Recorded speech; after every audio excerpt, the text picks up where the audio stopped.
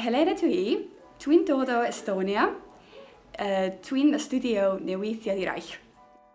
Dwi'n hoffi dysgu Cymraeg.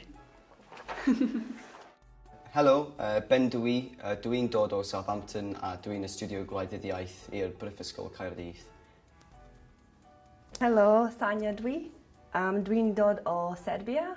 Dwi'n astudio gwleidyddiaeth, y PhD.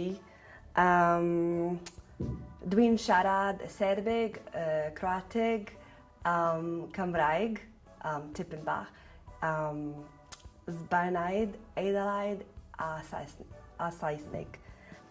Shwmae Ian dwi'n astudio'r gyfraith am Mhrifysgol Caerdydd. Dwi'n siarad Cymraeg yn eithafrigol.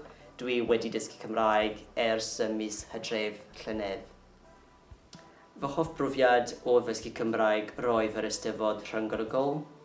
Yr o'n i'n gyntaf mewn gystal iaith. Ces i amser da iawn, cwrfais i â phobl eraill sy'n siarad Cymraeg, gwneud i lawer o ffrindiau newydd, and ges i brofiad gwych.